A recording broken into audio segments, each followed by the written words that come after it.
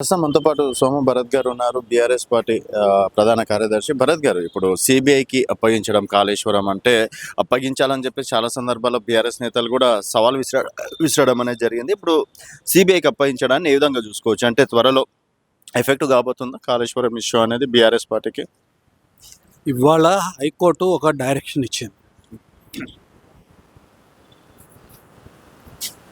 తెలంగాణ రాష్ట్ర ప్రభుత్వాన్ని నాయకత్వం వహించే కాంగ్రెస్ పార్టీ అసెంబ్లీలో పీసీ ఘోష్ కమిషన్ యొక్క రిపోర్ట్ని ప్రవేశపెడుతున్న సందర్భంలో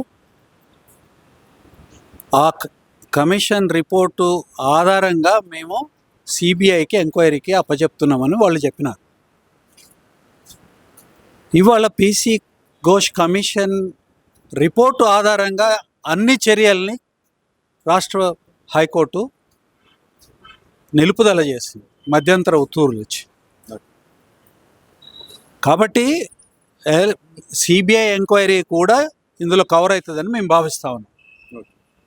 ఈ సిబిఐ ఎంక్వైరీ కూడా ఆగిపోవాలి. అట్లా కాకుండా మేము అంతటా మేము కోర్టు ఉత్తర్వులకు అగెనెస్ట్గా మేము చేస్తామని అంటే దానికి సరైన పద్ధతుల్లో కోర్టుకు పోతాము, మళ్ళీ దాన్ని కూడా మేము ఛాలెంజ్ చేస్తాం. అంటే ఇప్పుడు సిబిఐకి అప్పగించినందుకు బీఆర్ఎస్ పార్టీ ఏమైనా భయపడుతుందా అన్నది? దేనికి భయపడుతుందండి? లంగా పని ఏమైనా చేసిండ్రా? ప్రాజెక్ట్ కట్టిండ్రు, నీళ్లు తీసుకొచ్చిండ్రు, 20 లక్షల టన్నుల నుంచి ధాన్యం ఉత్పత్తిని 3.5 కోట్ల టన్నులకు తీసుకొని పోయినారు. దేనికి భయపడాలి? మంచి పని చేస్తే భయపడాలా? 67 సంవత్సరాలు ఒక్క పని చేయకుండా, చుక్క నూళ్ళు ఇవ్వకుండా తెలంగాణ ప్రజల్ని హింస పెట్టిన కాంగ్రెస్ పార్టీ భయపడాలి. దేనికి భయపడతాం? కేసీఆర్ దేనికి భయపడాలా? అయితే అసలు కాళేశ్వరం అంతా అవినీతి ఉంది, 1 ఎకరం కూడా నీళ్ళు రాలేదని అసెంబ్లీ సాక్షిగా ఉత్తమ్ కుమార్ రెడ్డి గారు, శ్రీధర్ బాబు గారు వారు కూడా చెప్పడం అనేది జరిగింది. తర్వాత ఉమాభారతికి అంటే అనుమతి ఇవ్వలేదని చెప్పి రేవంత్ రెడ్డి గారు డైరెక్ట్ అసెంబ్లీలో చెప్పడం అనేది జరిగింది. ఇది కేవలం కేసీఆర్ గారి సొంత నిర్ణయం అనుకోవచ్చు. 14-15 వేల గ్రామాలు ఉన్నాయి, లక్షల ఎకరాలు సాగు కిందకి వచ్చినాయి ఈ నీళ్లతోనే. మరి కళ్ళు కనిపించట్లేవా? మదంతో కళ్ళు మూసుకొని పోయినాయా వీళ్ళకి? ఉత్పత్తి గాల్లో ఉంటుందా? 20 లక్షల టన్నుల నుంచి 3.5 కోట్ల టన్నులు ఉత్పత్తి గాల్లో జరుగుతాయా? ప్రజలు అవలాగాళ్ళు అనుకుంటున్నారా? వినటానికి బుద్ధి లేదనుకుంటున్నారా? ఇష్టానికి మాట్లాడితే ఎట్లా? నీళ్లు రావట్లేవా? గ్రామాలకు పోయి మాట్లాడండి. కాళేశ్వరం నీళ్లు ఊళ్ళలోకి వచ్చినాయని, రాలేదా అని వచ్చి అబద్ధాలు మాట్లాడితే జనం కొన్ని రోజులు పిచ్చోళ్ళు మాట్లాడితే వినోదం చూసినట్టు చూస్తుండొచ్చు, కానీ తర్వాత తిరగబడి అంటారు. ఏం మాట్లాడుతూ ఉన్నారు? ఎందుకు భయపడతామండి? దేనికి భయపడతావు? 4 రోజులు అధికారంలోకి రాగానే మీరు మా ఇష్టం ఉన్నట్టు మేము చేస్తాము, మీరు భయపడాలని కోరుకునేటోళ్ళు ఎట్లాంటి మూర్ఖులు? సరే, ఇప్పుడు సిబిఐ అంటే బీజేపీ అంటే కేంద్రంలో ఉంది కాబట్టి ఇప్పుడు బీజేపీ అసలు కేసీఆర్ ఏం చేయలేరు, ఇద్దరు ఒకటే అది ఇది అని చెప్పేసి ఇప్పుడు అదొక వాదన తెస్తున్నారు సార్. అండ్ గతంలో సిబిఐ మీద నమ్మకం లేదన్న రేవంత్ రెడ్డి ఈరోజు సిబిఐకి అప్పగించడాన్ని ఏ విధంగా చూడొచ్చు? కాంగ్రెస్ పార్టీ తర్వాత బీజేపీ నాణానికి 2 వైపులు, అది ఇవాళ స్పష్టంగా కనిపించింది. కాంగ్రెస్ పార్టీ కదా బీజేపీ నాయకత్వంలో ఉన్న సిబిఐకి ఇది అప్పచెప్పింది. అంటే దాని అర్థమైందండి, ఎవరికి బీఆర్ఎస్ వ్యతిరేకులు ఎవరు అనేది తెలుస్తుంది కదా. ఒక్క రూపాయి ఫండ్స్ ఇవ్వనోళ్ళు, ఒక్క నవోదయ స్కూల్ని కూడా ఇవ్వనోళ్ళు బీజేపీ వాళ్ళు. పైనుంచి ఈ రాష్ట్రంలో నుంచి 7 మండలాలని అన్యాయంగా బలం ఉపయోగించి, బ్రూట్ ఫోర్స్ను ఉపయోగించి విడగొట్టి తీసుకుపోయి ఆంధ్రాకి అప్పచెప్పింది బీజేపీ. ఈ రాష్ట్రంలో ఒక్క ప్రాజెక్టు కట్టండి కాంగ్రెస్ ఈ రాష్ట్ర ప్రజలకి.